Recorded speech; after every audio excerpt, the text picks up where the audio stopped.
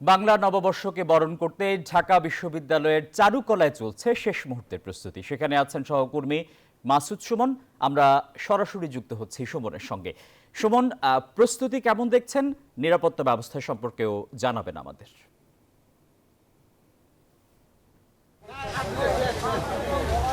ধন্যবাদ টিপু আপনাকে। আমি এই মুহূর্তে চারুকলায় রয়েছি। আপনারা জানেন যে শেষ মুহূর্তের প্রস্তুতি কিন্তু চলছে।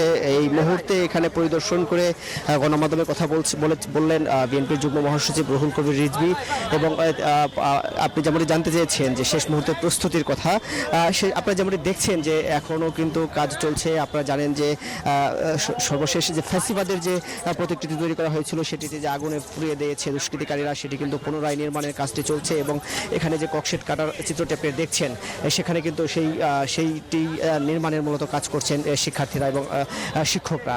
আরও যদি জানাই আপনাদের, পাশাপাশি অন্যান্য যেসব শোভাযাত্রায় প্রতিকৃতি তৈরি করা হচ্ছিল সেগুলো কিন্তু কাজ প্রায় শেষ পর্যায়ে। এবং আপনারা যেমনটি যদি দেখি পাশেই যেই পায়রাটি রয়েছে সেটির কাজও কিন্তু শেষ পর্যায়ে গিয়েছে। এবং পাশাপাশি ইলিশ মাছ বা আপনারা জানেন যে এবারের বর্ষপূর্তি কিন্তু বিশেষ করে মুঘল সময়ের যেই সংস্কৃতি এবং আমাদের জাতীয় যে বিষয়গুলো রয়েছে, বিশেষ করে ইলিশ মাছ, বাঘ বা এইসব বিষয়গুলো কিন্তু তুলে ধরা হচ্ছে। এবং আপনারা জানেন যে এবার কিন্তু এই পহেলা বৈশাখে কিন্তু আনন্দ শোভাযাত্রাটি ঘিরে ব্যাপক প্রস্তুতি নিচ্ছে দেশের বিভিন্ন স্থানের এই সংস্কৃতিপ্রেমী বাঙালিরা। আপনারা জানেন এই বাংলা ঐতিহ্যের মধ্যে, বাংলার উৎসবের মধ্যে কিন্তু সবচেয়ে বড় উৎসব বলা হয় এই পহেলা বৈশাখকে। সেই পহেলা বৈশাখ বরণে কিন্তু এবার ভিন্ন আঙ্গিকে প্রস্তুতি নিচ্ছে ফ্যাসিবাদের পতনের পর এই প্রথম এই উৎসবটি। ফলে প্রস্তুতি শেষ পর্যায়ে এসে যারা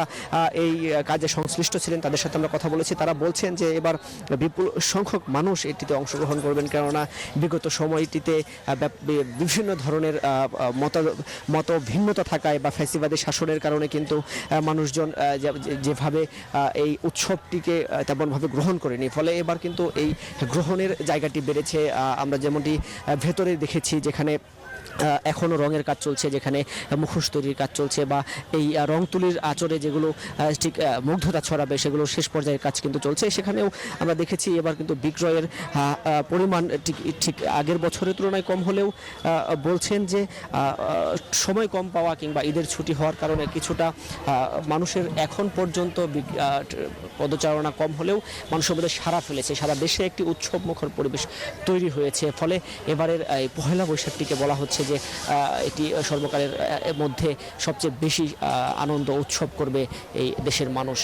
যতটুকু নাশকতা করা হয়েছিল সেটি বন্ধে বা সেটি প্রতিকারের নিরাপত্তা ব্যবস্থা জোরদার করা হয়েছে। এবং এই চারুকলা থেকে আমরা দেখেছি সকালবেলা কিন্তু আইন শৃঙ্খলা বাহিনী মহড়া দিয়েছে এবং এখন পর্যন্ত আইন শৃঙ্খলা বাহিনী এখানে অবস্থান করছেন এবং বলছেন যে কয়েক স্তরে নিরাপত্তা ব্যবস্থা গ্রহণ করা হয়েছে। এই ছিল চারুকলা, ঢাকা বিশ্ববিদ্যালয় চারুকলা অনুষদ থেকে সর্বশেষ টিপু। মাসুদ সুমন, আপনাকে ধন্যবাদ। বান্ডেল থাকলে প্রতি সেনমানিতে টাকা বাঁচবে।